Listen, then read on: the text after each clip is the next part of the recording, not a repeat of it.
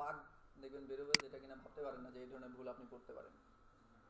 এরকম অনেক কিছু বেরোবে, মানে আপনার কাছে খুব কনফিডেন্টলি কোড করতেছেন, আপনি জানেন যে এটা করলে করার কথা, কিন্তু করতেছেন না যখন, তখন বুঝবেন যে আসলে এই ধরনের ভুল যে আপনি করতেছেন আপনি নিজে জানতেন না, তাই না? এই জন্য বলতেছে যে অন্তত ইমপ্লিমেন্ট করেন কিছু একটা, ছোটোখাটো হোক।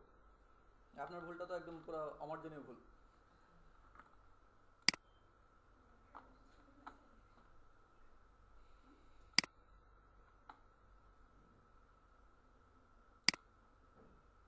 ছোট একটা টপিক করি, এটা হচ্ছে সেটকে ভাইব্রেট করাবো।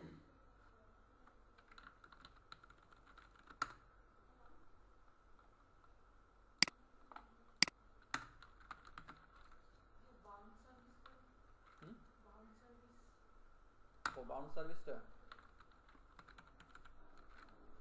ঠিক আছে, বলবো।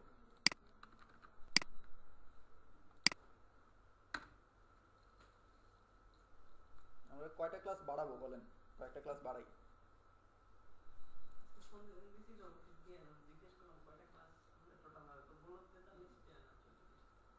কয়টা হলো তাহলে? 38টা, 38 চলতেছে হয়তো, কয়েকটা বাড়িয়ে দিব আর কি টপিক। 6টার মধ্যে নেক্সট ক্লাসে তো একটা পরীক্ষা নিব নাকি, পরীক্ষা রিলেটেড কথাবার্তা, যেহেতু পরেরটায় ইয়ে আছে, মেইন পরীক্ষা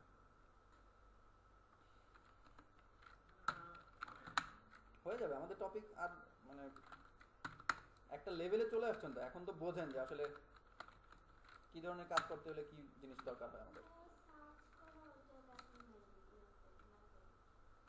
ও হ্যাঁ, এটা তো ওই যে গুগলের এপিআইটা লাগবে।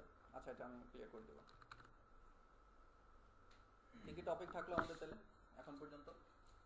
ম্যাপে কিছু মানে গুগলের নিজস্ব এইচটিটিপি এপিআই গুলো, এইচটিটিপি এপিআই গুগলের।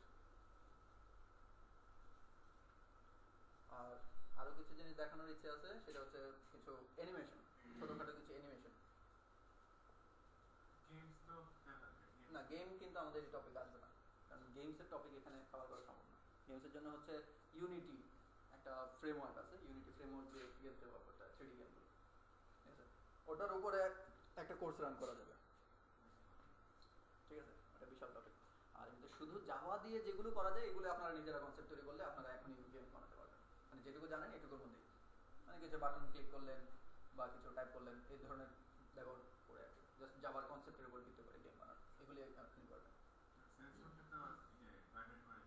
হ্যাঁ, এটা একটা ছোট টপিক, শেষ করে দেবো।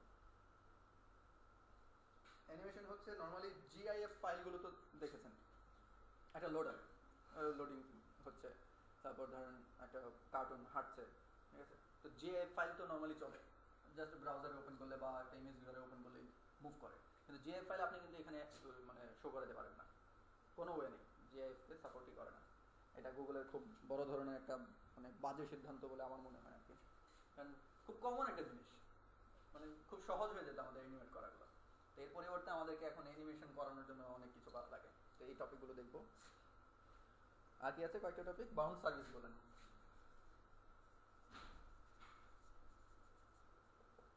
আর সেন্সরের মধ্যে হ্যাঁ জি সেন্সরগুলো দেখানো লাগবে,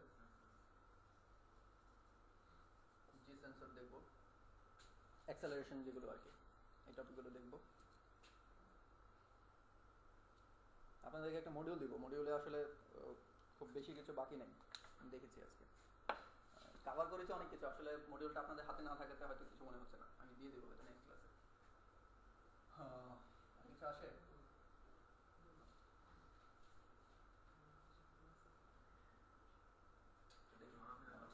মনে করলে ওটা যাবে না, এমনিতে টপিকই কিন্তু বড় বড় টপিকগুলো কাভার হয়ে গেছে। আচ্ছা, ভাইব্রেশনের জন্য যা লাগে সেটা হচ্ছে ভাইব্রেটর, মনে করি ভি,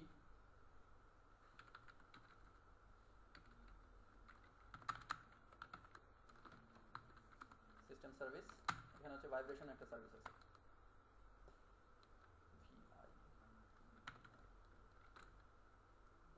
ভাইব্রেশন সার্ভিস, এটাকে কাজ করে দিতে হবে, ঠিক আছে? ভি ইনিশিয়ালাইজ হয়ে গেল, খুবই ছোট টপিক, পরের লাইনে ভাইব্রেট করবে, ভাইব্রেট। এখন এখানে প্যারামিটারগুলো একটু ডিফারেন্ট, একটা একটা হচ্ছে কি মিলি সেকেন্ড, কতক্ষণ ভাইব্রেট করবে। ঠিক আছে, আমরা প্রথমে এরকম একটা কিছু করি, কত 2 সেকেন্ড, জাস্ট 2 সেকেন্ড ভাইব্রেট করবে। এটা রান করে দেখানো লাগবে, বাটনে ক্লিক করলে ভাইব্রেট করবে। হ্যাঁ, আরেকটা বাটন আমরা দিচ্ছি ভাইব্রেশনটাকে বন্ধ করানোর জন্য, নাহলে আমার সেট ভাইব্রেটই করতে থাকবে। না, 2 সেকেন্ড করবে তারপর থেমে যাবে।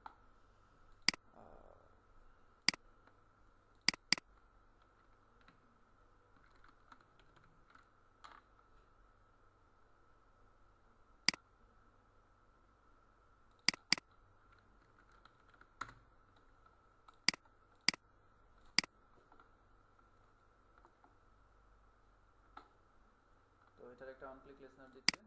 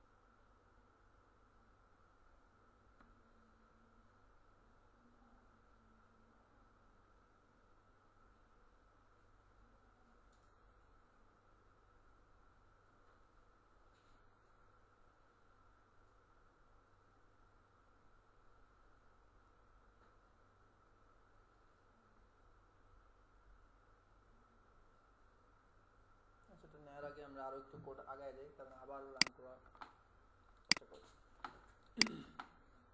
আমি আরেকটা বাটন নিচ্ছি,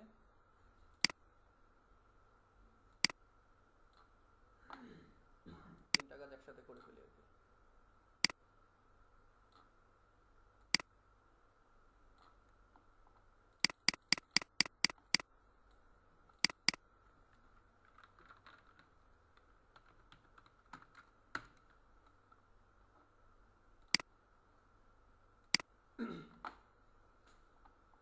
নর্মালি সেটের ভাইব্রেশনগুলো তো দেখেছেন, মানে শুধু যে একটা না ভাইব্রেট করতেছে একই ইয়েতে, এরকম তো হয় না, মানে কিছু থেমে থেমে করে না বিভিন্নভাবে। তা আমি চাচ্ছি এরকম কিছু, মানে থামবে চলবে থামবে চলবে এরকমভাবে বানাবো। তো এখানে আরেকটা অন ক্লিক দিচ্ছি।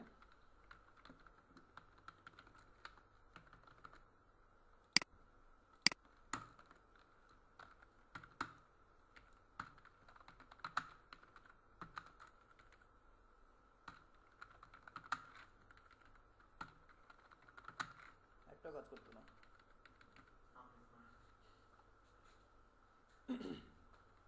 আচ্ছা,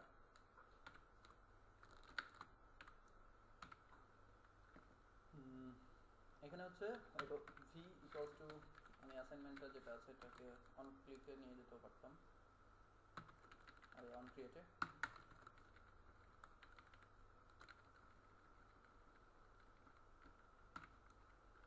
ভি ডট ভাইব্রেট দিলে তো হচ্ছে, তাই না? আরও একটা ইয়ে আছে দেখেন, ফার্স্ট প্যারামিটার চাচ্ছে একটা প্যাটার্ন, পরেরটা চাচ্ছে রিপিট। ঠিক আছে, তো এখানে একটা প্যাটার্ন চাচ্ছে যে আসলে এই যে আমি বললাম যে থামবে চলবে থামবে চলবে, তো কীভাবে থামবে, কতক্ষণ থামবে, কতক্ষণ চলবে, এই পুরো প্যাটার্নটা আপনি বলে দিতে পারেন। একটা লং এর অ্যারে নিচ্ছি, এটা হচ্ছে প্যাটার্ন ইকুয়ালস টু, এখানে ফার্স্টে হচ্ছে আপনি যখন ইভেন্টটা ঘটলো, ধরেন বাটনে প্রেস করলে আমি ভাইব্রেট করাবো, বাটনে প্রেস করার ঠিক কতক্ষণ পরে ভাইব্রেশন শুরু হবে। প্রথমটা হচ্ছে ডিলে, মানে কতক্ষণ পর শুরু হচ্ছে। তো প্রথমে আমি দিলাম যে একদম 0 সেকেন্ড পর, মানে একদম ক্লিক করবো সাথে সাথে ভাইব্রেট করো। আমি যদি বলি যে 500, তার মানে 500 মিলি সেকেন্ড পর থেকে ভাইব্রেশন শুরু হবে। ক্লিয়ার? তাহলে প্রথমে দিলাম 0, এরপরে বলবো কতক্ষণ বাজবে, ধরেন 1 সেকেন্ড বাজবে, ঠিক আছে? এরপরের প্যারামিটার হচ্ছে আবার থেমে থাকবে কতক্ষণ, ঠিক আছে? 1 সেকেন্ড ভাইব্রেট করার পর 500 সেকেন্ড থেমে থাকবে, ক্লিয়ার? আমি 1 সেকেন্ড এবার কমায় দিই, যেমন অল্প একটু মানে ভাইব্রেট করবে আবার থেমে যাবে, আবার ভাইব্রেট করবে আবার থেমে যাবে।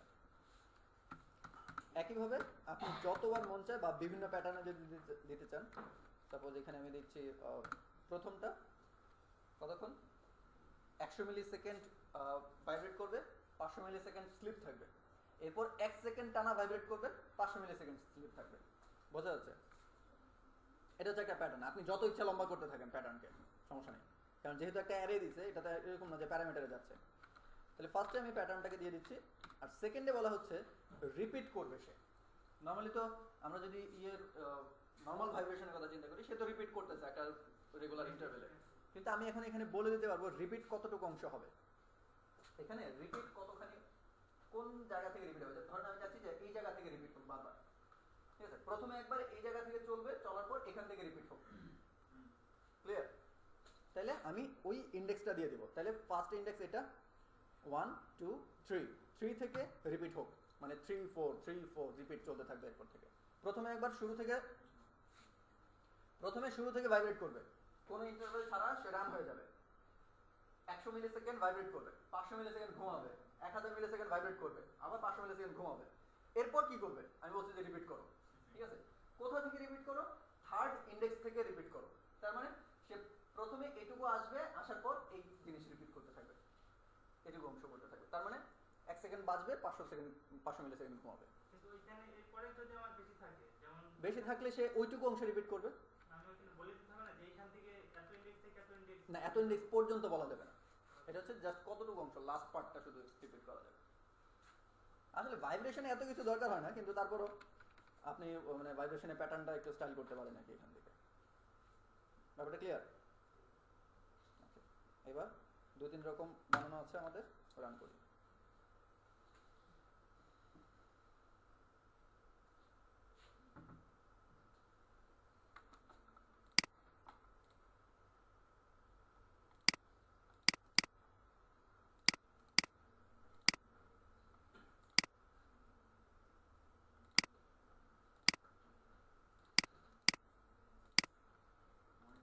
কি অবস্থা?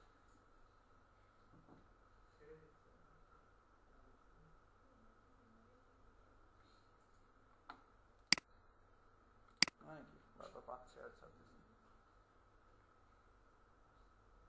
আমাদের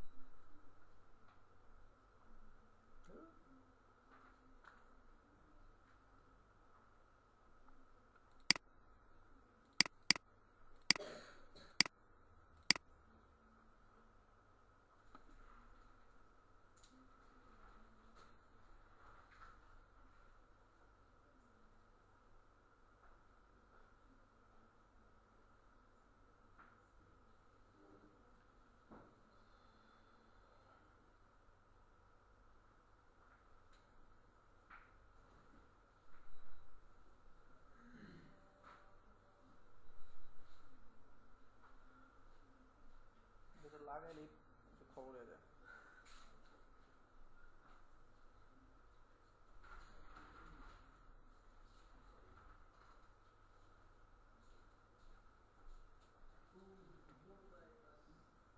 আমার ক্লাসে নীরবে থাকে সবসময়, সবসময় নীরব।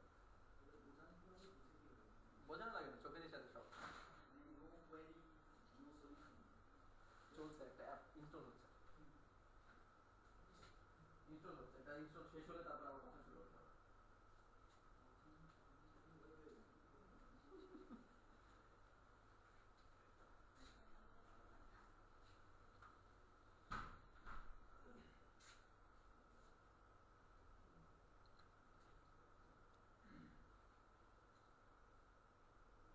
ওই ভুল করলাম তো, এতক্ষণ কষ্ট করে যদি এই জিনিস ঘটে, ম্যানিফেস্টে পারমিশন নেই তো হইল কিছু।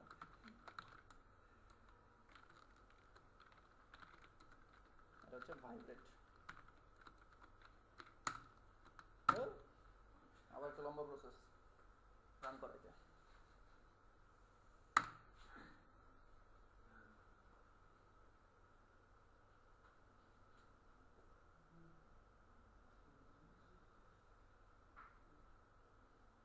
এটা আমরা হার্ডওয়্যার ডিভাইস ইউজ করতেছি না, মানে একটা হার্ডওয়্যার পার্ট, তো ওটাকে যেহেতু আমরা অ্যাক্সেস করতে যাচ্ছি তো পারমিশন তো লাগবেই।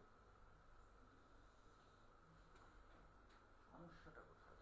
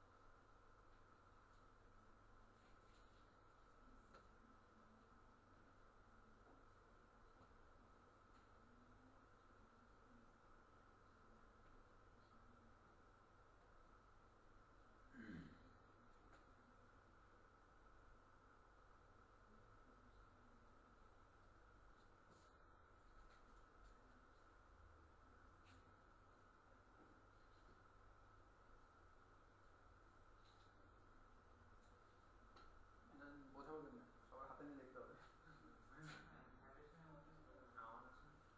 এখানে দেখে শব্দ শোনাই। নামটা জানি কি? টেস্ট না?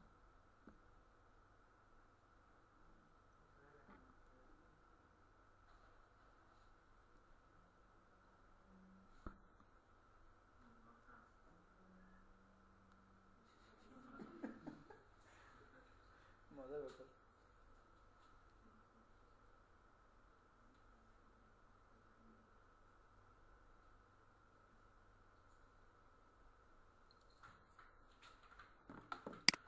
খুবই ছোট টপিক এটা।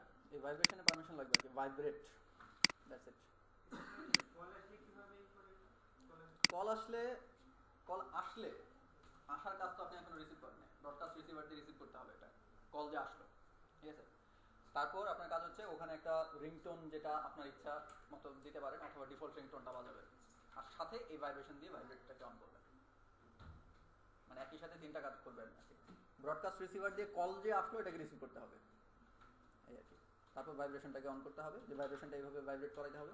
মানে এটা তো আপনি এই লাইনটা আর এই লাইনটা যেখানে লিখবেন সেখানেই ভাইব্রেট করবে, তাই না? তো এই কাজটাই তো আপনি জাস্ট ওই ব্রডকাস্ট রিসিভারে ওই ক্ষেত্রে করবেন যখন দরকার। ক্লিয়ার? আরেকটা ছোট টপিক এখানে কভার করি, সেটা হচ্ছে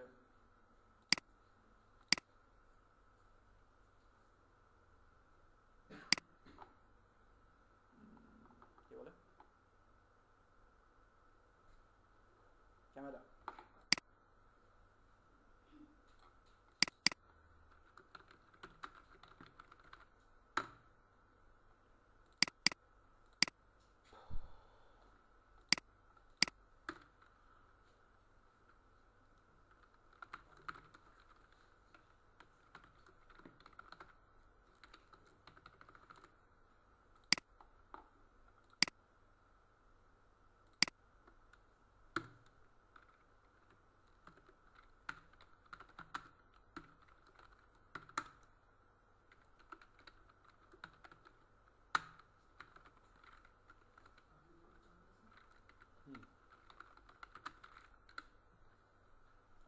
ক্যামেরাটা হচ্ছে আমাদের ওই যে ইমপ্লিসিট কি বলে এক্সপ্লিসিট ইমপ্লিসিট এই ইন্টেন্টগুলোকে ইউজ করে আর কি, যেভাবে আমরা কল ইমেইলগুলোকে রান করতাম ঠিক একইভাবে আমরা ডিভাইসের ক্যামেরাকে অন করে দেবো।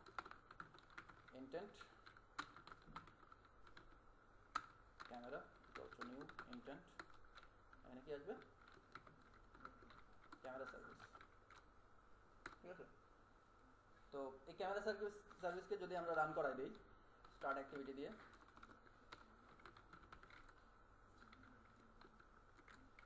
অ্যাক্টিভিটি ক্যামেরা, আমাদের মানে এই বাটনে টেক ফটো বাটনে ক্লিক করার সাথে সাথে ক্যামেরা অন হবে, কিন্তু ক্যামেরা সেভ হবে কোথায়? এগুলো তো কিছু বলা নেই এখানে, তাই তো। এখানে camera dot put extra,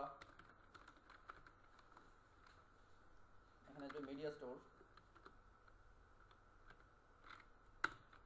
dot extra output, এখানে প্যারামিটারে আমাকে একটা ইউআরআই দিয়ে দিব যেখানে ছবিটা সে রাখবে, ঠিক আছে। এখন ইউআরআই বুঝতে পারছি, ইউআরআই মানে হচ্ছে একটা এসডি কার্ডের লোকেশন বলে দিব আর কি, যে এই লোকেশনে অমুক ফাইলে দিয়ে, হ্যাঁ এসডি কার্ডে ডট জেপিজি পর্যন্ত একটা লোকেশন দিয়ে দিব। এখন কথা হচ্ছে আমার ফাইলের নাম কি হবে, ছবি কয়টা উঠবে, ঠিক আছে, এই ব্যাপারগুলো আছে না, একটা পর একটা ছবি তুলতে থাকবো, তো ছবিগুলো তো মানে সবগুলো রাখতে হবে। এখন আমার ফাইলের নামটা কি দিব, কি ফরম্যাটে হবে, এই ব্যাপারগুলো আসবে তো এখানে। তো এখানে হচ্ছে আমাকে একটা জেপিজি ফাইল তৈরি করতে হবে, প্রথমে ফাইলটা তৈরি করতে হবে, তারপর তার কাছে আমি ইউআরআই ওই ফাইলের লোকেশনটা বলে দেব, ক্লিয়ার। তো প্রথমে আসেন আমরা ফাইল লোকেশনটা কোনটা হবে সেটা আমরা বলি। তো একটা ফাইল নিচ্ছি, f equals to new file, এখানে get external storage directory যেটা আসে। এখন এর পরিবর্তে আমি অন্য একটা নেই, সেটা হচ্ছে get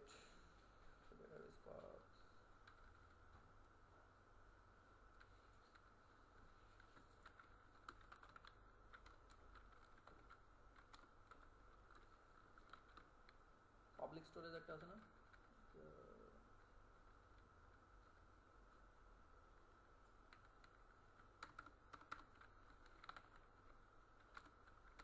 আচ্ছা এক্সটার্নাল স্টোরেজে রাখি, get external storage directory,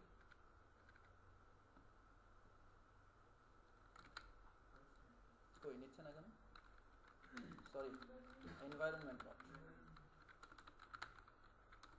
dot, এখানে আমি পাবলিক স্টোরেজের একটা আছে, এই যে পাবলিক ডিরেক্টরি, ঠিক আছে। মানে আমি চাচ্ছি ইমেজের ডিরেক্টরিটাকে খুঁজতেছি, ঠিক আছে, এই জন্য আমি এখানে আসছি আর কি।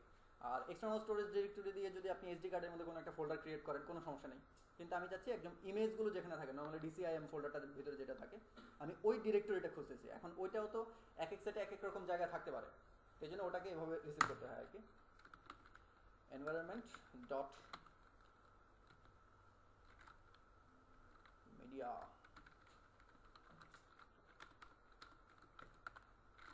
ডিরেক্টরি পিকচার,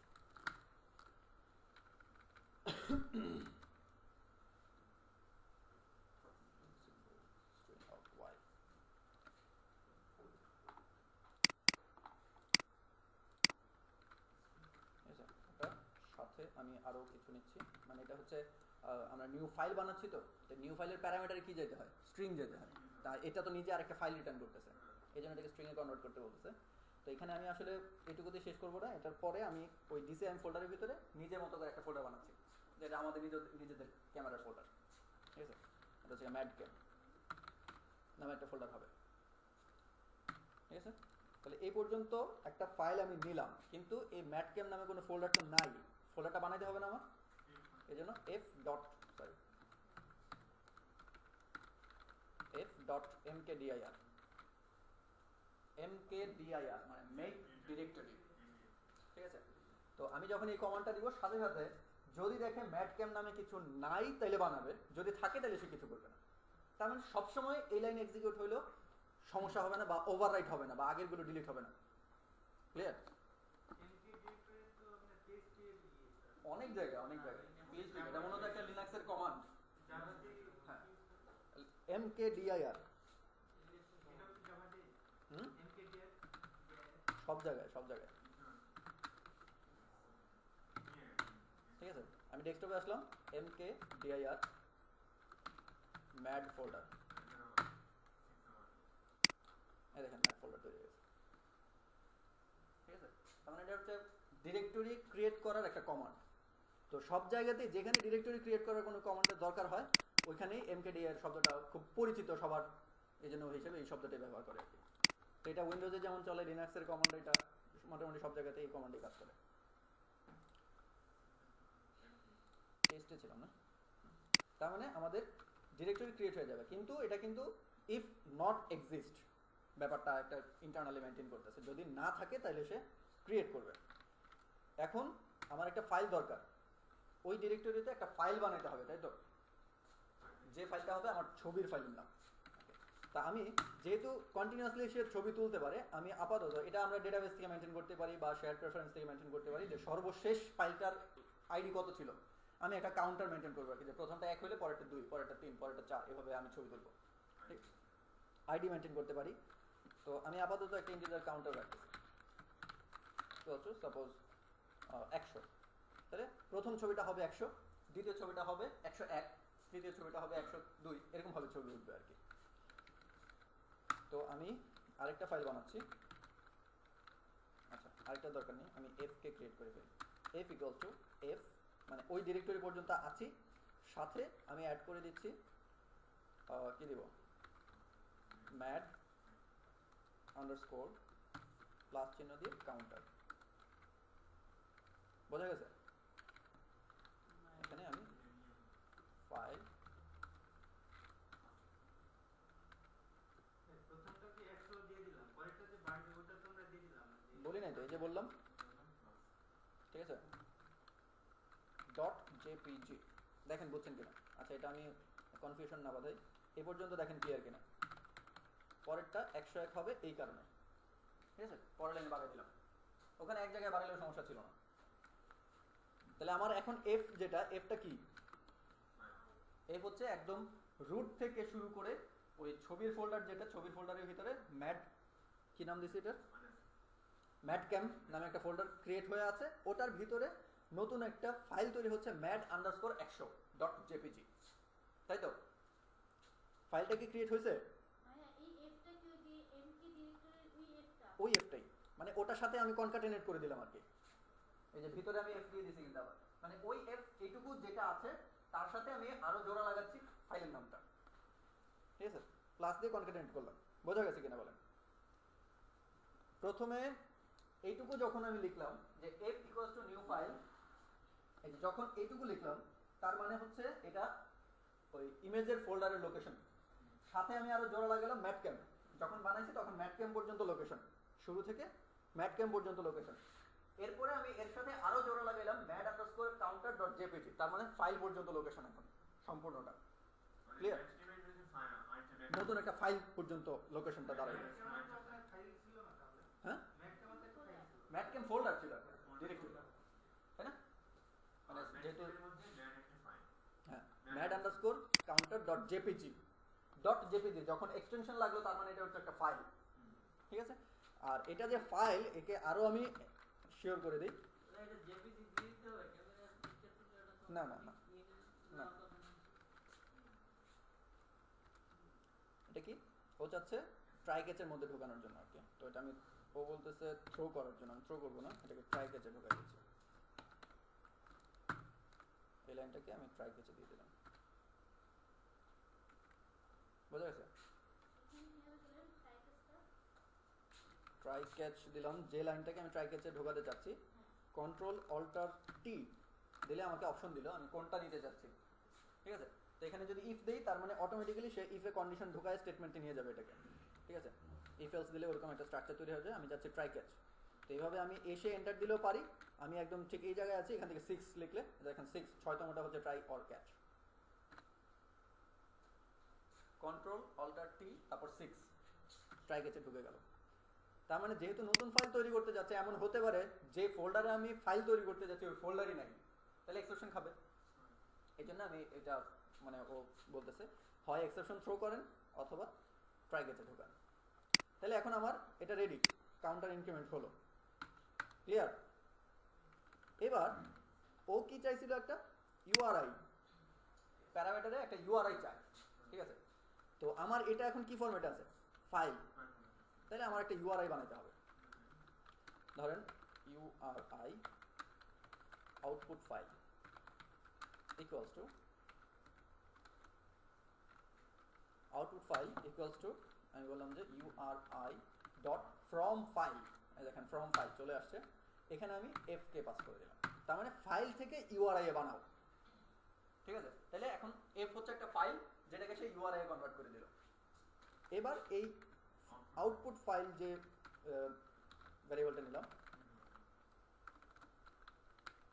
আউট, নাম কি ভুল করছি তো আমি,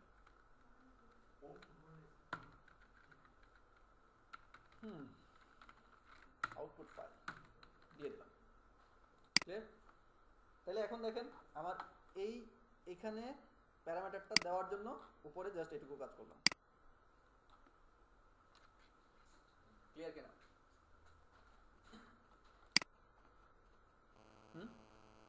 আমি করবো?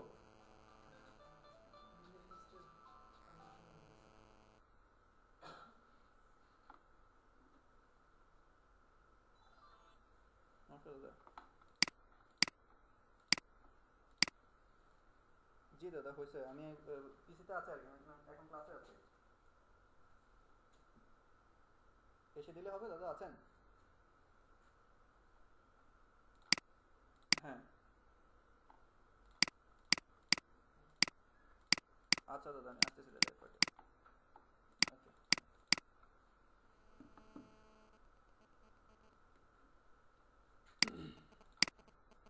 আচ্ছা, তো এটাকে আমরা একটু রান করি।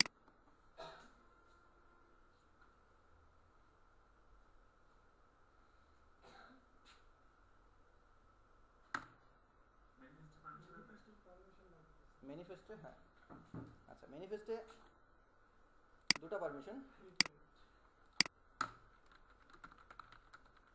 একটা হচ্ছে যেহেতু আমি এক্সটার্নাল স্টোরেজে রাইট করব, তো right external storage directory, external storage, এটা একটা পারমিশন। আরেকটা হচ্ছে যেহেতু আমি ক্যামেরা অ্যাক্সেস করব, ক্যামেরা, ওকে?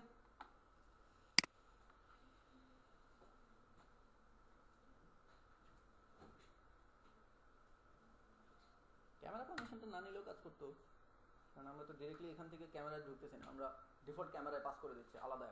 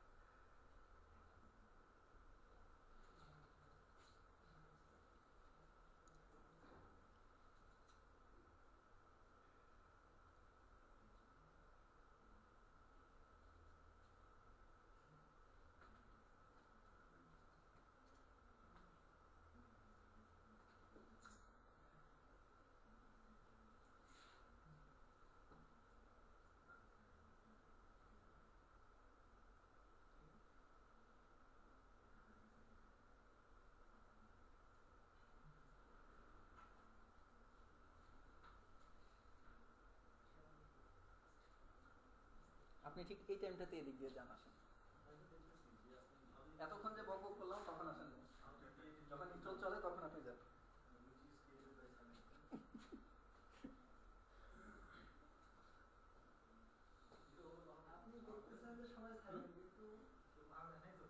না এত কষ্ট করে হয়নি, unfortunately stop.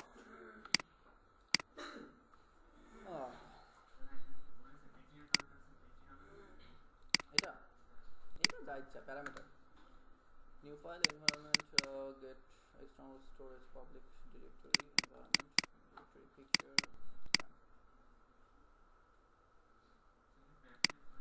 make directory as equals to new file f sorry এখানে একটা মিস্টেক আছে আমাদের ফাইলের লোকেশনে স্ল্যাশ করবে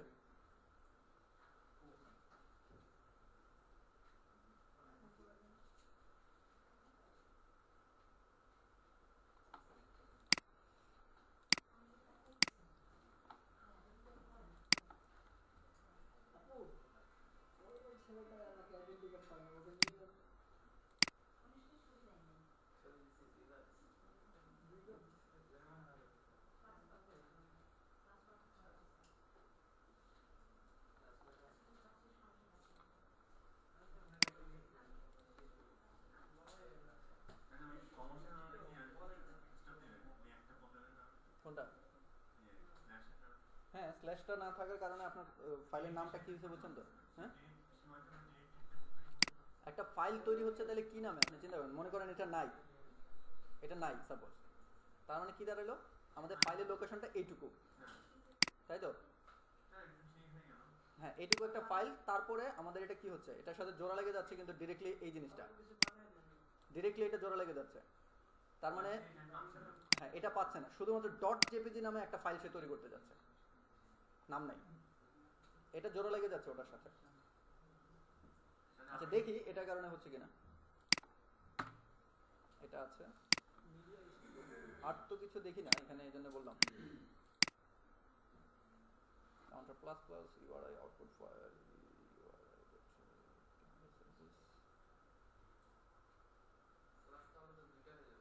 হুম কি দুটো হচ্ছে না এগুলি সে মেনটেন করতে পারে কিন্তু আমরা যখন জোড়া লাগাচ্ছি তখন কি করছে সেটা দেখতে হবে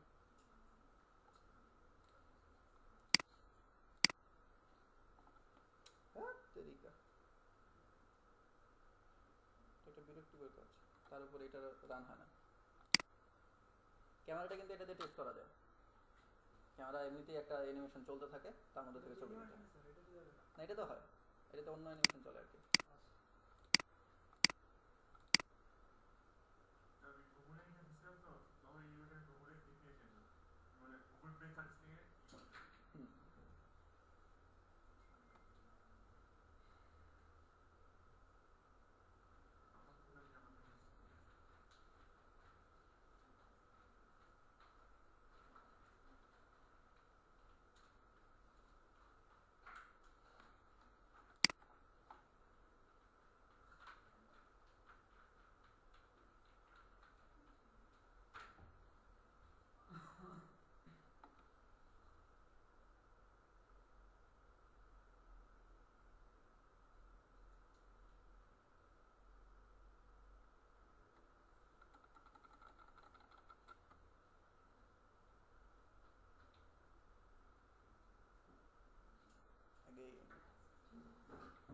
অন্য কি মিস করছি file environment get storage environment dot directory picture আচ্ছা এটার পরিবর্তে আমরা ইয়েটা দিই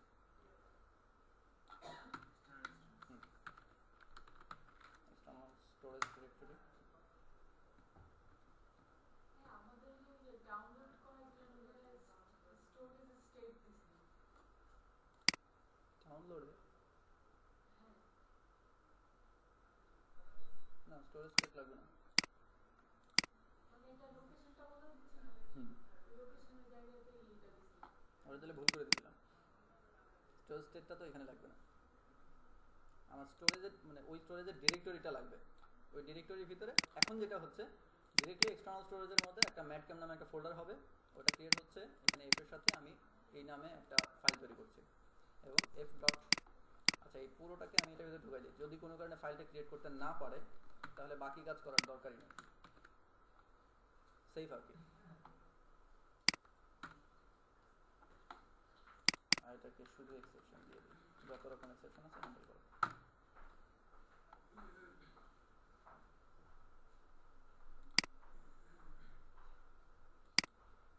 তাহলে ওইটাতে ফাইলগুলি কোথায় গিয়ে সেভ হবে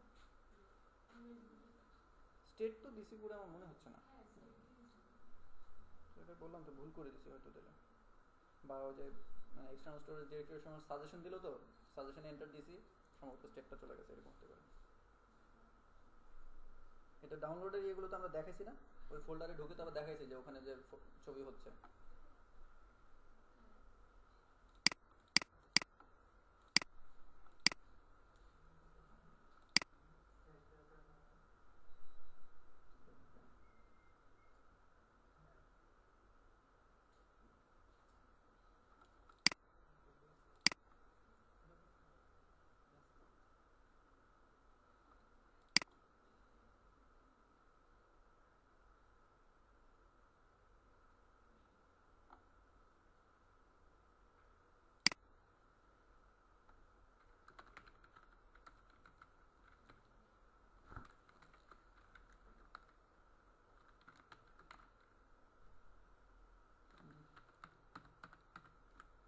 কোডিং মিস্টেক নেই তো, অন্য কোনো ঝামেলা হচ্ছে মনে হচ্ছে।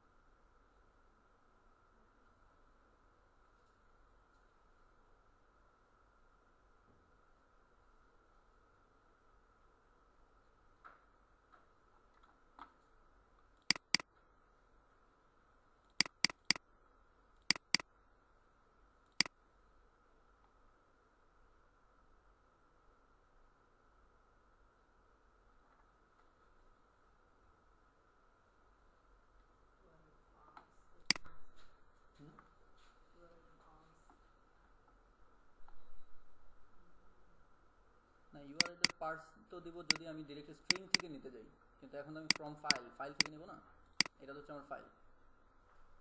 Intent camera intent camera service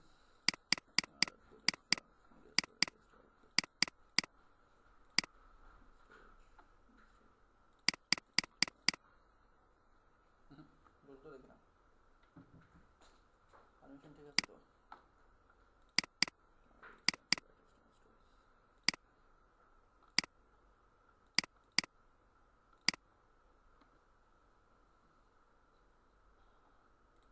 এটা রান করে না কেন, এটা তো হলো তো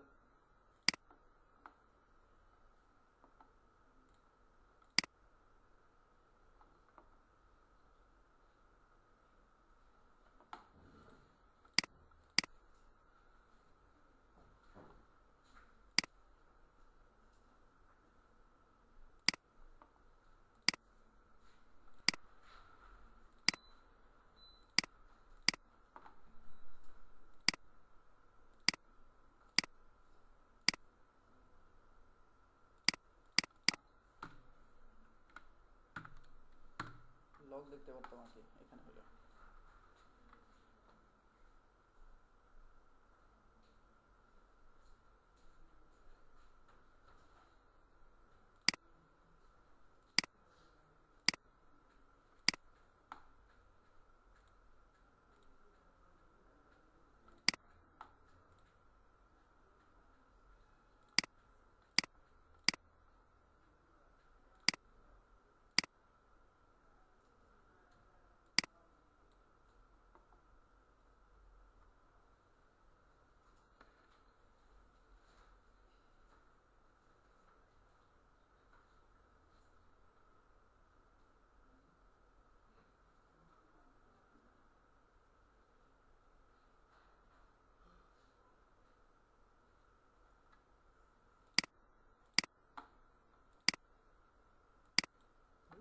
এটা ওপেন হবে না।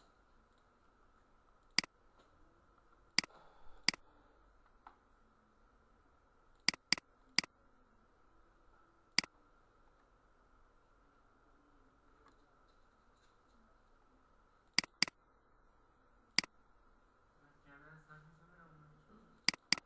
ক্যামেরা সার্ভিস ছাড়া আর কি হবে, দেখলাম তো মানে ভুল হয়েছে ভাবে তো খুঁজলাম, এখানে তো ক্যামেরা রিলেটেড আর কিছু হওয়ারই কথা না। ক্যামেরা বাটন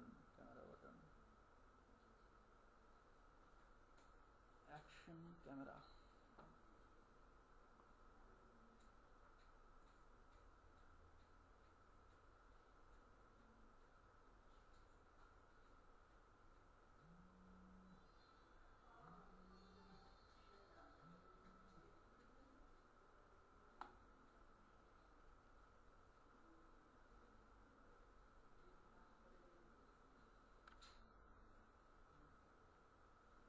কিছু হওয়ার সুযোগ নেই।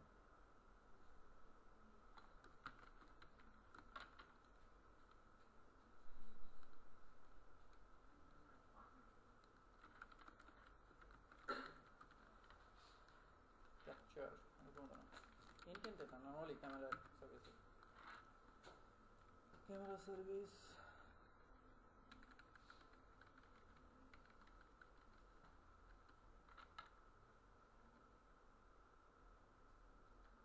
কানেক্টিভিটি সার্ভিস, ক্যামেরা সার্ভিস, এটাই শিওর।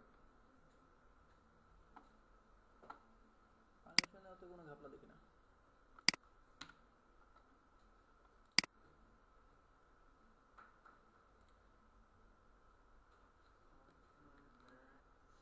দেখি না, সমস্যা সলভ হয় কিনা কে যায়। আমরা কি দিয়েছিলাম এর আগে? ক্যামেরা সার্ভিস, ওটা সার্ভিসে চলে যাবে।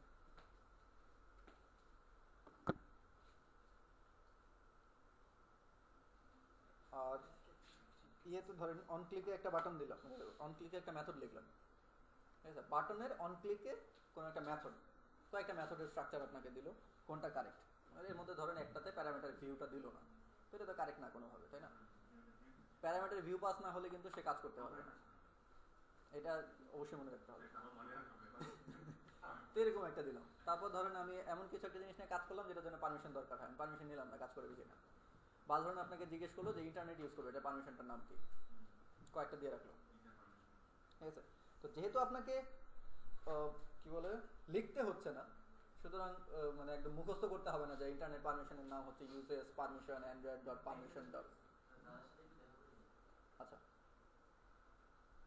ইউজেস ডট পারমিশন ইন্টারনেট, এরকম তো কোনো ব্যাপার নাই, মনে রাখতে হবে না। কয়েকটা আপনাকে দিয়ে রাখলো, তার মধ্যে কোনটা ইন্টারনেট কানেকশন আছে কি না চেক করে, আছে কি না চেক করার জন্য নাম কি এটা?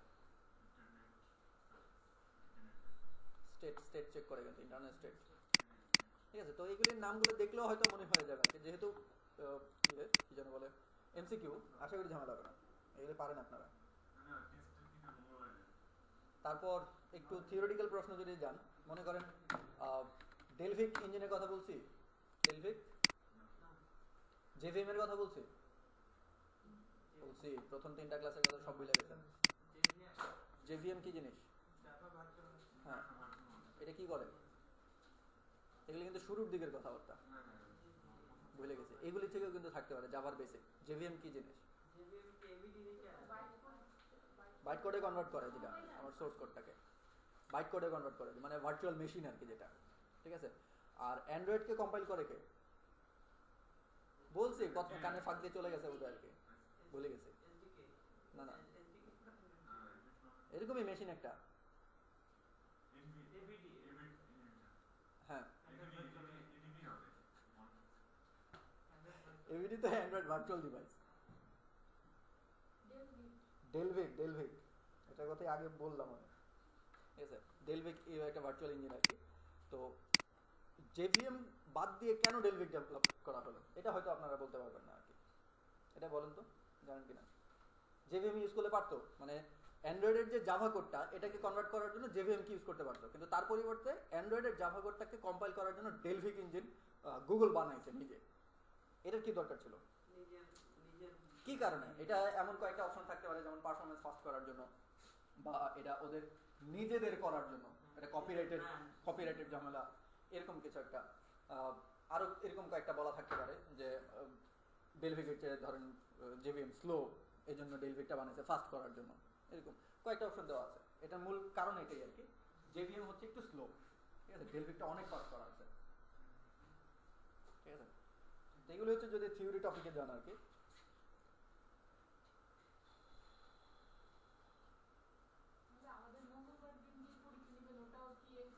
হ্যাঁ, এমসিকিউ এগুলোর মধ্যে থেকে নেব, ঠিক আছে? আমরা যেগুলি পাঠাইছি না ইয়েতে, টিআইআর ম্যাট ফাইল ক্রিয়েট, এবারে মনে হয় হবে না, এবারে ক্রিয়েটেড ইন্টেন্ট রেডি,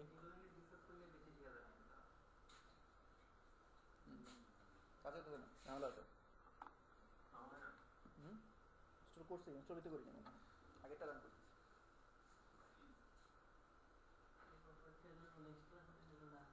হ্যাঁ, নেক্সট ক্লাসে আমি তো মানে 2 ঘন্টার একটা প্রশ্ন করবেন, আবার যত প্রশ্ন এরপর আবার সবগুলো অ্যান্সার দিয়ে দেবো, ঠিক আছে? না, ওটা দিয়ে দেবো, অ্যান্সার বলে দেবো, ডিসকাস বলে দেবো। ওই ওই প্রশ্নে যেগুলো আসবে এগুলো অ্যান্সার দিয়ে দেবো যদি কেউ ভুল করে। কেন হলো হুম, এগুলি দিব, মানে কেন ওটা হলো না বা কেন এটা হলো এরকম। তারপর থিওরি প্রশ্নের মধ্যে আরো কিছু চিন্তা করতে হবে।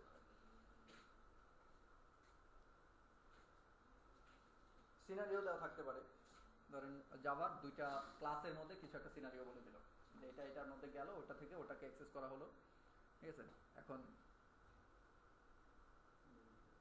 এগুলি রিলেটেডই কিছু একটা যদি প্রশ্ন হয় আর কি, ধরেন দুইটা ক্লাস, কি চিন্তা করতেছেন মানে ওই প্রশ্নগুলো মাথায় আনতেছি এরকম ভাবতেছেন?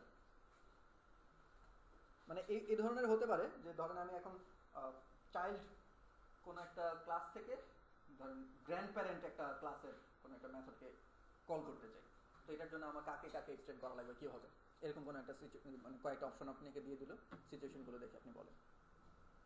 এ ক্লাস বি ক্লাসকে এক্সটেন্ড করলো, বি ক্লাস সি ক্লাসকে এক্সটেন্ড করলো, এখন এ থেকে সি এর কোনো মেম্বারকে অ্যাক্সেস করা যাবে কিনা, কন্ডিশন কি, কি ক্ষেত্রে যাবে কি ক্ষেত্রে যাবে না, ওটা পাবলিক থাকতে হবে কিন্তু ওগুলো মনে থাকবে, অথবা প্রোটেক্টেড থাকতে হবে। তো এরকম কিছু একটা বলে দিল যে ওটা প্রাইভেট আছে, আপনি এখান থেকে অ্যাক্সেস করতে পারবেন কিনা, ডিফারেন্ট প্যাকেজ থেকে আপনি প্রোটেক্টেড কোনো মেম্বারকে এক্সটেন্ড করে নিতে পারবেন কিনা, ডিফারেন্ট প্যাকেজে আছে, ঠিক আছে, কিন্তু প্রোটেক্টেড একটা মেম্বারকে আপনি অ্যাক্সেস করতে পারবেন কিনা।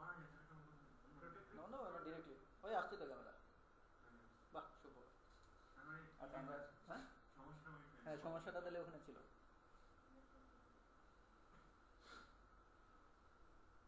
ক্যামেরা আসলো, আমাদের ছবি তুলে দেখে সেভ হয় কিনা নাকি আবার সব দেখায়।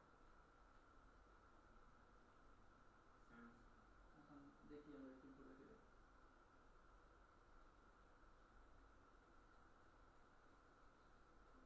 কি দিলাম এটার নাম, ম্যাড কি জানি,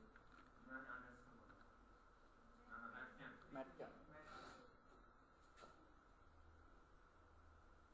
এই যে ম্যাড ক্যাম আসছে, এই যে ছবি। এর আগেও রান হয়েছিল, এই যে 100 এবং 102 তে কি কি জানি আসছে, ট্রাই করছে কিছু একটা, ফাইল তো ক্রিয়েট করে ফেলছে এর আগে, তাই না? ছবি আসছে তো না, জুমিং টুমিং কন্ট্রোলগুলো এটা ডিফল্টটাতে আপনি নিতে পারছেন না, পুরোপুরি ক্যামকে আপনি মানে ইমপ্লিমেন্ট করতে পারেন নিজের ক্যামেরাকে রেজুলেশন সেট করে, তারপর জুম সেট করে পুরোপুরি ইমপ্লিমেন্ট করতে পারবেন, ওটা ডিফারেন্ট। ওটার জন্য এই যে ক্যামেরা ক্যামেরা এই অবজেক্টকে ধরে কাজ করতে হবে,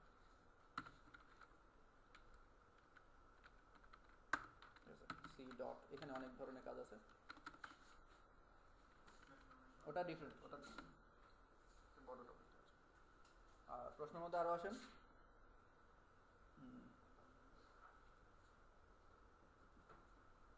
এক্সেস মডিফায়ার নিয়ে তো কোনো ঝামেলা নেই, যে কয়েকটা মডিফায়ার আছে, ডিফল্ট মডিফায়ার আর পাবলিকের মধ্যে ডিফারেন্সগুলো কি কি, ডিফল্ট মডিফায়ার আর পাবলিক মডিফায়ারের ডিফারেন্স কি, ডিফল্ট কারা অ্যাক্সেস করতে পারে কারা পারে না, ভিন্ন প্যাকেজের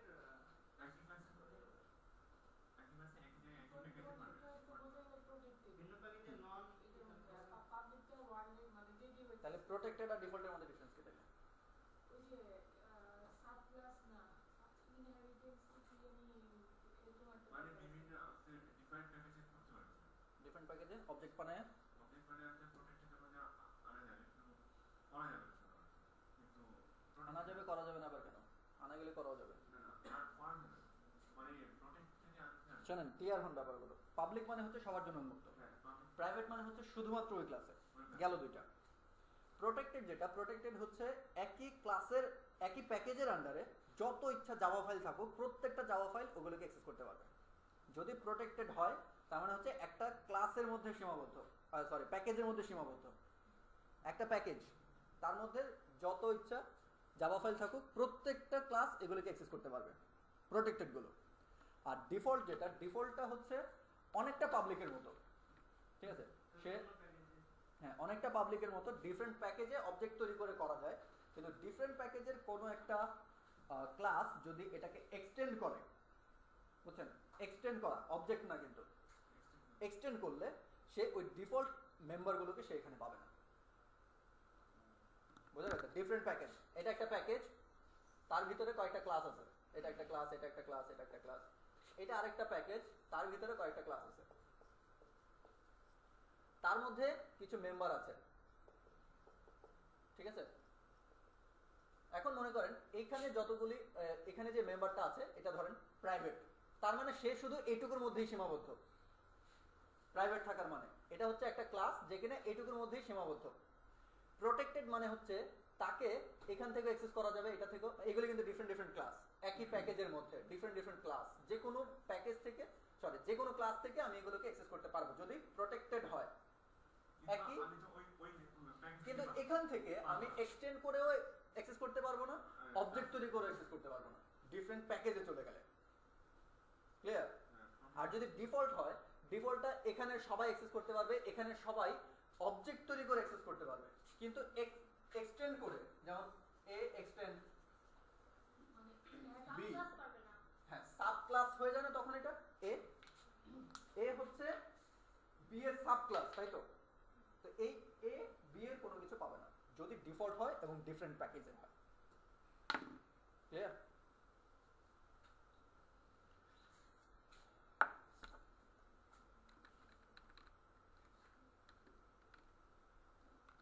আর কি টপিক আসে?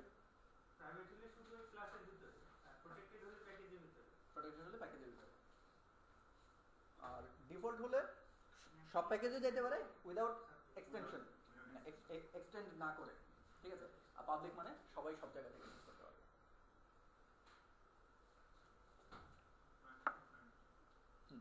তো এইগুলি রিলেটেড কিছু প্রশ্ন থাকা যেতে পারে।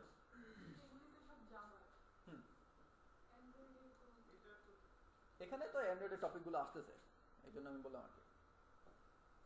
আর অ্যান্ড্রয়েডে যে যেমন ম্যানুফ্যাকচার পারমিশনের কয়েকটা বললাম না এর আগে, এরকম থাকতে পারে, ডেল উইথ মেশিনগুলোর কথা বলছি। আচ্ছা,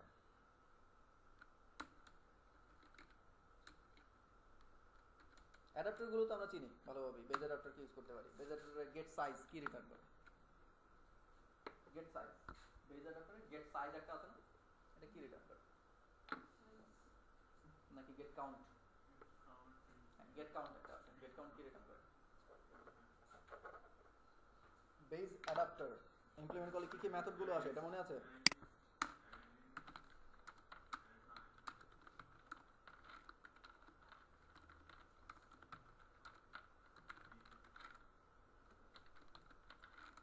বেজ অ্যাডাপ্টার এটাকে ইমপ্লিমেন্ট করলে কি কি মেথড আসে? দেখেন, get count, get item ID আর গেট ভিউ।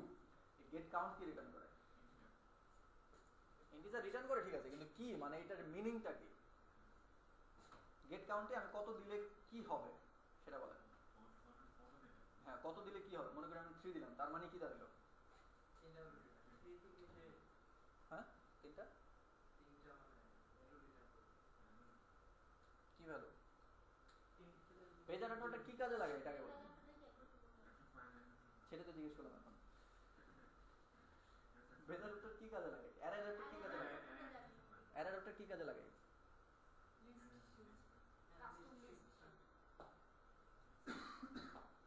ভুলে গেছি তো। লিস্ট তৈরি করার জন্য আমরা অ্যাডাপ্টার ইউজ করি না। আর বেজ অ্যাডাপ্টারটা আরেকটু এক্সটেন্ডেড, অ্যারে অ্যাডাপ্টারের চেয়ে আরেকটু এক্সটেন্ড করে আর কি, আর অনেক কিছু আমাকে সবগুলো ধরে ধরে খুব বলে দিতে হয়। গেট কাউন্টে রিটার্ন করে লিস্টে আইটেম কয়টা হবে বা গ্রিডে আইটেম কয়টা হবে, ঠিক আছে? যেখানে অ্যারে লিস্ট নিজে থেকে এটা ধরে নেয়, কারণ অ্যারে লিস্ট বেজ অ্যাডাপ্টারকে এক্সটেন্ড করে, অ্যারে অ্যাডাপ্টার বেজ অ্যাডাপ্টারকে এক্সটেন্ড করে, ঠিক আছে? তার মানে বেজ অ্যাডাপ্টারকে ইমপ্লিমেন্ট করে রাখছে অলরেডি অ্যারে অ্যাডাপ্টারটা, ঠিক আছে? তার মধ্যে গেট আইটেম হচ্ছে আইটেমটার অবজেক্ট রিটার্ন করে, ঠিক আছে? আর ডেটাবেজ নিয়ে কাজ করলে আমাদের গেট আইটেম আইডি প্রত্যেকটা আইটেমের আইডিটাকে রিটার্ন করে, আর গেট ভিউ হচ্ছে ভিউটা রিটার্ন করে যে ওই লিস্টের চেহারাটা কিরকম হবে, তাই না? লেআউট ইনফ্লেটর কি মানে কি বলে, কি মিনিং এটার মানে কি? লেআউট ইনফ্লেটর দিয়ে কি করা হয়? লেআউট, গেট লেআউট ইনফ্লেটর এটা কেন ইউজ করি? ওর মূল কাজটা কি? আমরা তো কাস্টম লিস্টে হয়তো ইমপ্লিমেন্ট করছি, তার মূল কাজটা কি? লেআউট ইনফ্লেটর কি করে? কি ভিউ করে? লেআউটটা লিস্টের মধ্যে ভিউ লিস্টের মধ্যে ভিউ করে অ্যাডাপ্টার গেট ভিউটা। ওটা ওখান থেকে তো আমরা নেই। অ্যাড করবে একটা গ্রুপ হুম। যেটা একটা পিকচার থাকবে একটা স্ট্রিং থাকবে ওই অ্যাড ওটা কি জিনিস? ওটা কোথায় থাকবে? পিকচার স্ট্রিং যেটা প্রথমে আমরা কোথায় বানাই? না, XML লেআউটে থাকে। XMLটাকে আমরা জাভায় কনভার্ট করার জন্য গেট লেআউট ইনফ্লেটার দিয়ে আমরা লেআউট ইনফ্লেট করি। একটা লেআউটটা কি XML না? একটা XML দিয়ে বানাই আমরা। তো আমরা যখন লেআউট ইনফ্লেট করার দরকার মানে জাভায় আনার দরকার হয় যে লেআউটের একটা বাটনকে আমি জাভা থেকে ধরবো, একটা মানে যে রিলেটিভ লেআউট হোক বা লিনিয়ার লেআউট হোক যে লেআউটের আন্ডারে আছে ওই লেআউটটাকে ধরবো, তার ভিতরে টেক্সট ভিউ নেবো, ইমেজগুলোকে ধরবো। তার মানে হচ্ছে পুরো লেআউটটাকে আমার জাভায় আনতে হবে। ওই জাভায় আনতে হলে আমার লেআউট ইনফ্লেটার ইউজ করতে হয়, যে ইনফ্লেট করে, XML কে জাভায় ইনফ্লেট করে।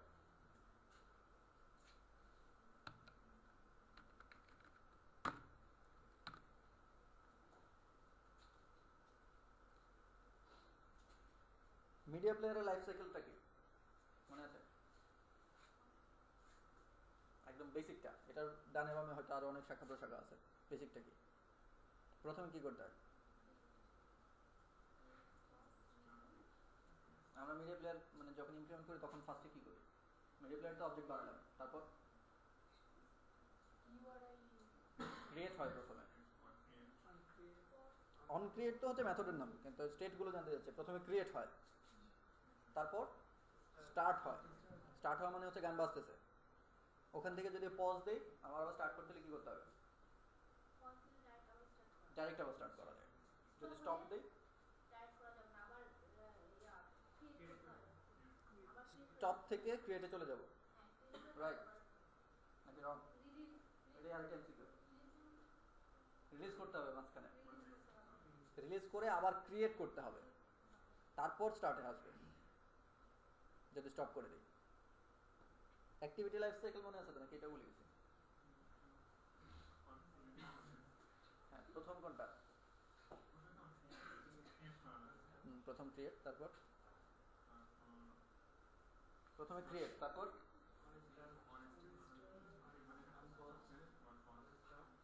মানে ক্রিয়েটের পরে পজ, তাহলে স্টার্ট, এরপর স্টার্টের পরে পজ, স্টার্ট করবো থামাই দিব। এটাই ধরেন আপনাকে একটা এমসিকিউ দিয়ে দিল, অ্যাক্টিভিটি লাইফ সাইকেলের সিকোয়েন্সটা বলো, বলে জাস্ট প্রথমে নাম দিয়ে অ্যারো দিয়ে দিয়ে নামটা দিল, আরেকটা দিল, আরেকটা দিল, এখন বলেন কোনটা?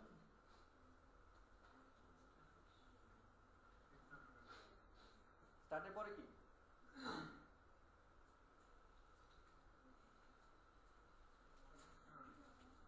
রিজিউম স্টেট, যেখানে আমরা দেখতে পাই ইউআইটা ইউজারের কাছে ভিজিবল, ওটা হচ্ছে রিজিউম স্টেট, তাই না? ক্রিয়েটের পরে স্টার্ট, তারপর রিজিউম। রিজিউম হওয়া মানে হচ্ছে ইউজার এখন দেখতে পাচ্ছে এটার ইউআইটা। তারপর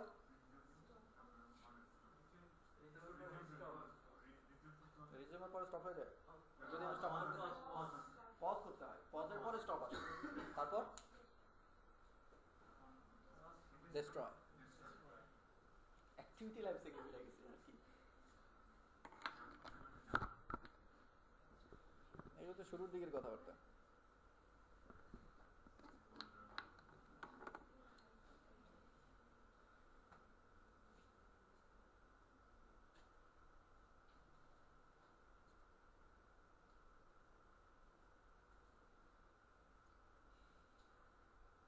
আর কি একটা মনে নেই।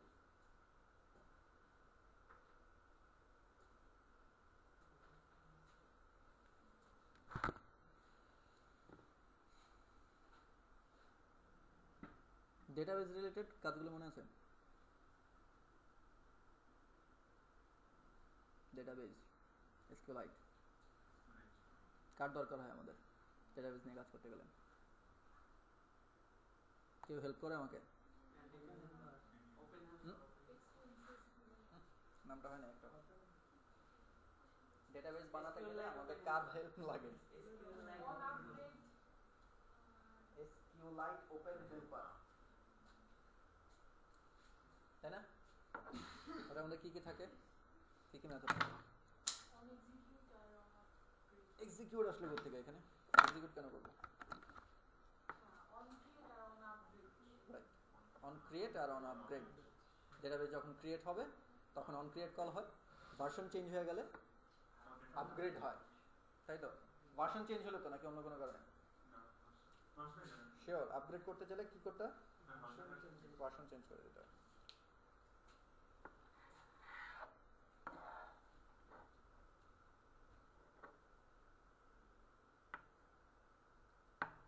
আর কি? আর ওই তো যা কিছু জানেন এগুলোর মধ্যে থেকে আছে। ব্রডকাস্ট রিসিভার কি জিনিস? ব্রডকাস্ট রিসিভার কি করতে চাইলে? মানে যদি ব্যাটারি লো হয়ে যায় অথবা ব্যাটারি ফুল চার্জ হয়ে যায় এরকম কিছু হলে মেসেজ শো করতে হয়। ব্রডকাস্ট রিসিভার মেসেজটা শো করা তার কাজ, রিসিভার তো মানে মূল কাজটা কি? মানে মেসেজ শো করা কি তার কাজ?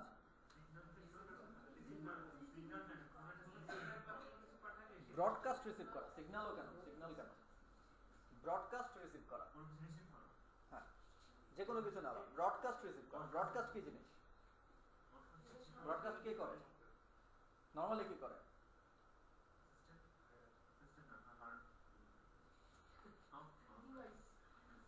Operating system. অপারেটিং সিস্টেম নিজে ব্রডকাস্ট করে যে কোনো রকম, অনেক ধরনের ব্রডকাস্ট আছে, একটা মানে হিউজ চার্ট আছে যে এই জিনিসগুলো সে ব্রডকাস্ট করে রেগুলার।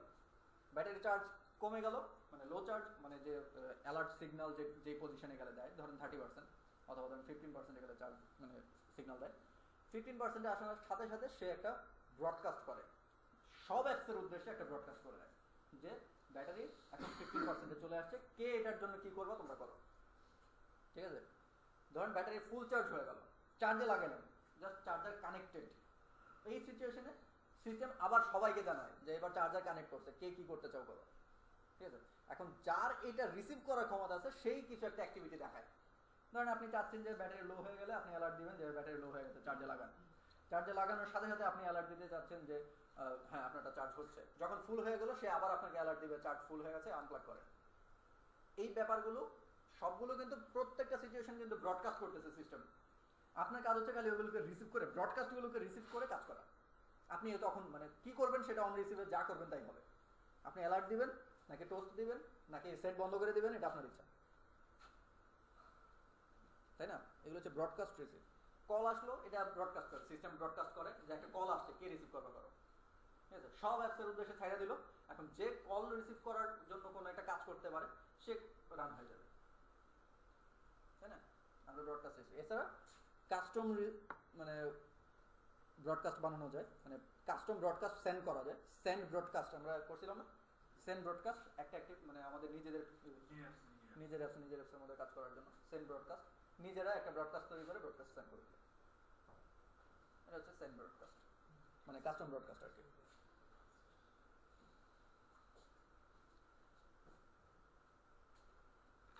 আমরা এখানে যে ইয়েগুলো দেখি এটার সবগুলো পার্টের নাম জানি তো? এখানে একটা আছে, তারপর এই জায়গায় এইটুকু একটা আছে, নিচে কিছু একটা থাকে, তার নিচে এটা থাকে, এগুলি পার্টগুলোর নাম জানি।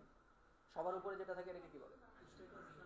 একদম সবার উপরে যে যেখানে ঘড়িটা দেখা যাচ্ছে, চার্জটা দেখা যাচ্ছে,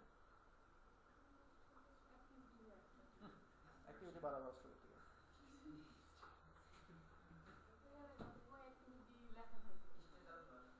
স্ট্যাটাস বার,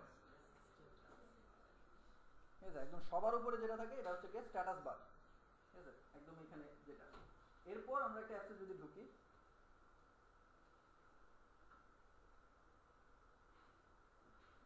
এই যে যদি এটা একটা হয় তাহলে সবার উপরে আছে স্ট্যাটাস বার, তারপর আছে যেটা, এটা কি বলে?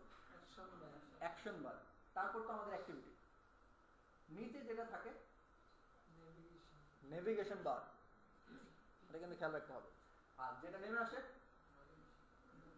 নোটিফিকেশন বার, ঠিক আছে? মানে যেটা এই যে নেমে আসে, নামার পর আমরা এখানে যেগুলো দেখতে পাই।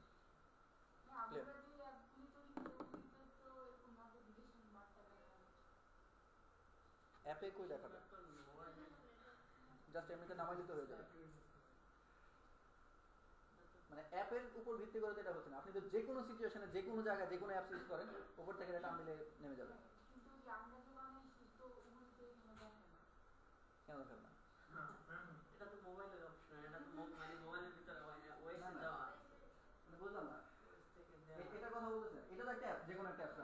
এটার উপর দিয়ে টান দিলে কি চ্যানেল বার নামে না? হ্যাঁ, এই যে আপনার মতো না মানে। এটা তো এটা তো চ্যানেল বার। এটা তো সব জায়গায় নামবে, সব ক্ষেত্রে। আমি মনে অ্যাপসে থাকি, এই যে ধরেন হোমে আছে, একদম হোমে আছে, এই জায়গায় টান দিলাম, এখানে তো নামে। কিন্তু ওইখানে তো দেখা যাচ্ছে না যে আপনার যেই অ্যাপটা ওপেন আছে। অ্যাপ ওপেন এখানে দেখা যাবে না, এটা তো আমরা নোটিফিকেশন সেন্ড করলে দেখা যাবে। ও আচ্ছা। আমরা নোটিফিকেশন করছি না এর আগে কয়েকটা আগে ক্লাসে, ওখানে নোটিফিকেশন না, ওটা না করলে দেখা যাবে। হ্যাঁ,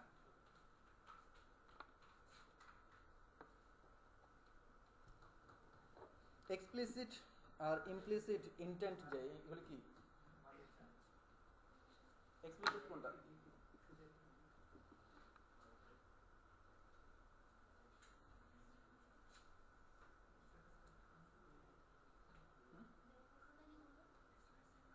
দু ধরনের ইন্টেন্ট, এক্সপ্লিসিট আর একটা ইমপ্লিসিট।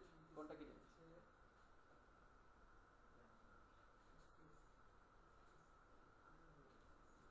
যেখানে আপনি গন্তব্য জানেন, ঠিক আছে, যে অমুক অ্যাক্টিভিটি থেকে অমুক অ্যাক্টিভিটিতে যাচ্ছে, বা ধরেন ডিরেক্টলি ওই অ্যাক্টিভিটির নামটাই সরাসরি লিখে দিলেন যে আমি এখন এই অ্যাক্টিভিটিতে যাচ্ছি, ওটা হচ্ছে এক্সপ্লিসিট। ক্লিয়ার? আর যেখানে আপনি গন্তব্য জানেন না, ওটা হচ্ছে ইমপ্লিসিট। যেমন আপনি এই যে ডায়ালারকে অন করলেন, ইমপ্লিসিট ইন্টেন্ট, সরাসরি যে অ্যাকশন সেট করে দিয়েছি, ইমপ্লিসিট। এখন এটার জন্য কে আসবে আপনি জানেন না, এসএমএস সেন্ড করতে যাচ্ছেন, আপনাকে চুজার ধরা দিয়েছে, 5-6টা অ্যাপ্লিকেশন আছে যারা এসএমএস সেন্ড করতে পারে, সবার চুজার ধরা দিয়েছে আপনার হাতে। এখানে কিন্তু আপনি জানেন না কে এসএমএসটা সেন্ড করতে পারে বা কে সেন্ড করবে, আপনি ডিরেক্টলি ওর নামও বলেন নাই, চুজার ধরা দিয়েছে, আপনি ওখান থেকে যারা চয়েস করবেন তার মাধ্যমে এসএমএস সেন্ড হবে। মেইল সেন্ড করতে বলছেন, 2-3টা মেইলের অ্যাপস আছে, সবগুলো আপনাকে ধরা দিচ্ছে সাজেশন, তাই না? এটা হচ্ছে আপনি গন্তব্য জানেন না এই ক্ষেত্রে। আরো কি আসতে পারে?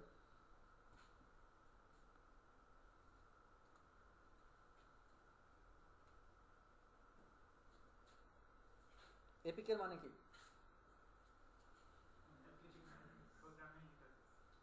এপিকে আমাদের এই যে এপিকে ফাইল যে হয় অ্যান্ড্রয়েড,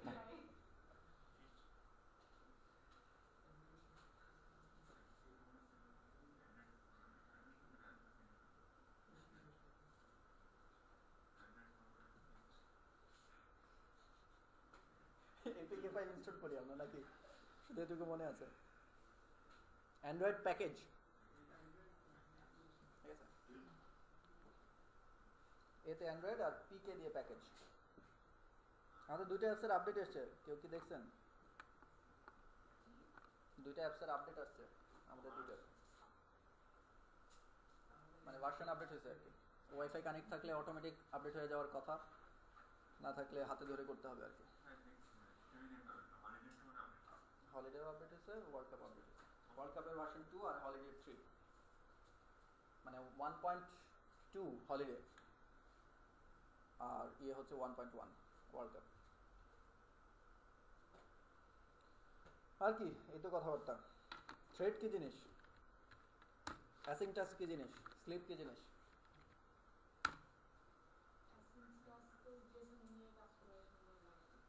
জেসন নিয়ে কাজ করার সময় সময় লাগতে পারে না, আপনি গান চালাতে পারেন না অ্যাসিংটাসের মধ্যে, কাজটা সব ক্লোজ করে দেবেন, গান বাজবে, সমস্যা আছে? ফাইল ডাউনলোড করেন আপনি অ্যাসিংটাসকে, সমস্যা আছে? অ্যাসিংটাস এক ধরনের থ্রেড, ঠিক আছে, মাল্টি থ্রেডের একটা পার্ট অ্যাসিংটাস। এখানে আপনাকে নর্মাল থ্রেড, যেটা নিউ থ্রেড দিয়ে আমরা যে থ্রেড রান করি, ওই থ্রেডের যে অ্যাসিংটাসের একটু ডিফারেন্স আছে। কি জিনিস?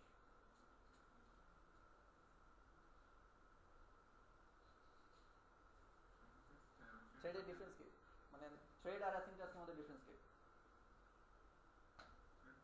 থ্রেডও ব্যাকগ্রাউন্ডে কাজ করে, মানে আলাদা থ্রেড, মেইন থ্রেডের বাইরে চলে আসে, অ্যাসিংটাস তো মেইন থ্রেডের বাইরে চলে আসে, ডু ইন ব্যাকগ্রাউন্ড একটা মেথডই আছে তার ভিতরে অ্যাসিংটাসকে, তাই না? তো এর মধ্যে আর নর্মাল থ্রেডের মধ্যে ডিফারেন্স কি? দুইটাই কিন্তু থ্রেড বলতেছি আমি। অ্যাসিংটাসে আপনি মাল্টিপল রান করেন, সমস্যা নেই। নর্মাল থ্রেড তো মাল্টিপল রান করাই যায়, এটার নামই মাল্টি থ্রেডিং, তার জন্য, থ্রেডের জন্য। নর্মাল থ্রেড আপনি 1000টা মাল্টি থ্রেড একসাথে রান করেন, সমস্যা নেই। যেমন আমাদের এই ওয়ার্ল্ড কাপের জন্য 210 জনের জন্য 210টা মাল্টি থ্রেড রান হয়ে গেছে। 210টা থ্রেড, প্রত্যেকটা থ্রেডের কাজ হচ্ছে একটা করে ছবি ডাউনলোড করা, একটা করে ছবি নামাবে, তারপর সে ডেড হয়ে যাবে। একইভাবে আমরা যদি অ্যাসিংটাসকে মাল্টিপল রান করি, সমস্যা নেই, কাজ করবে। ডিফারেন্স কি তাদের মধ্যে তাহলে? কেন আমরা জেসন পাস করার জন্য অ্যাসিং টাস্ক ইউজ করলাম থ্রেড না করে? ডুইং ব্যাকগ্রাউন্ড নামে একটা ফাংশন আছে যেটা ছেড়ে দিতে হয়। থ্রেডের ভিতরে রান আছে, রানের মধ্যে করতে পারি। অ্যাসিস্ট্যান্সে আমরা যখন রিটার্ন পাচ্ছি মানে অ্যাসিস্ট্যান্সে যখন এই কাজটা করতেছিলাম আমরা যখন জেসনের করতেছিলাম বিশেষ ফাইলটা নেওয়া ছিল ফাইল দিয়ে ওটা করতে পারি। সবচেয়ে বড় সমস্যা হচ্ছে থ্রেড থেকে ইউআই কন্ট্রোল করা যায় না। থ্রেড থেকে অ্যাসিংটাস থেকে করা যায়, ইউআই এর সাথে ইন্টারাকশন করা যায়। আপনি থ্রেড যেটা নর্মাল থ্রেড তার ভিতরে যে রান মেথড আছে তার মধ্যে যদি আপনি একটা টোস্টও দেন ক্র্যাশ খাবে। নর্মাল একটা টোস্ট যেটা ইউজারকে দেখাতে যাচ্ছেন, ধরেন আপনি চাচ্ছেন থ্রেডের মাধ্যমে কিছু ইনফরমেশন অনলাইন থেকে নামাবেন, নামানোর পর একটা লিস্ট ভিউকে পপুলেট করবেন। তার মানে নামানোর কাজটা করতেছে কে? থ্রেড। তারপর থ্রেডটা যখন কমপ্লিট হবে তখন আপনি লিস্ট ভিউটাকে পপুলেট করবেন। সেই পপুলেশনের কাজটা কোথায় হবে? থ্রেডের ভিতরেই। থ্রেডের ভিতর থেকে আপনাকে এই কাজ করতে দেবে না, তাহলে আপনি কীভাবে করবেন? কিন্তু অ্যাসিং টাস্কের মধ্যে অ্যাসিং টাস্ক থেকে ডিরেক্টলি ইউজার ইন্টারফেসের সাথে যোগাযোগ করা যায়। আপনি ডাউনলোড হচ্ছে হওয়ার মুহূর্তে আপনি একটু পরপর যদি কোনো একটা প্রোগ্রেস দেখাতে চান, কোনো টোস্ট দেখাতে চান, সমস্যা নেই, আউটপুট দেখাতে পারবেন। তার মধ্যে প্রি এক্সিকিউশন আর পোস্ট এক্সিকিউশন আছে। এক্সিকিউশন শুরু হওয়ার আগে ইউজারকে কিছু একটা বলতে যাচ্ছেন, শেষ হওয়ার পর আপনি হয়তো ইউআইটা আপডেট করতে যাচ্ছেন, সবগুলো আপনাকে একদম সাজাই দেওয়া হয়েছে, আপনি করতে পারবেন। ইউজার ইন্টারফেসের সাথে ইন্টারাকশন করা যায় অ্যাসিং টাস্কে, থ্রেড থেকে করতে দেয় না। থ্রেড হচ্ছে যদি কোনো কারণে আমরা এমন কোনো কাজ করি যেটা মানে ইউজারকে জানানোর দরকার নেই, ব্যাকএন্ড নিয়ে আমি প্রসেস করবো, সেক্ষেত্রে আমরা নর্মাল থ্রেড ইউজ করতে পারি। আর যদি এর আউটপুটটা যে থ্রেড যে কাজটা করলো করার পর আউটপুটটা আমার ইউজারকে দেখানোর দরকার আছে, সেক্ষেত্রে আমরা অ্যাসিং টাস্ক ব্যবহার করবো।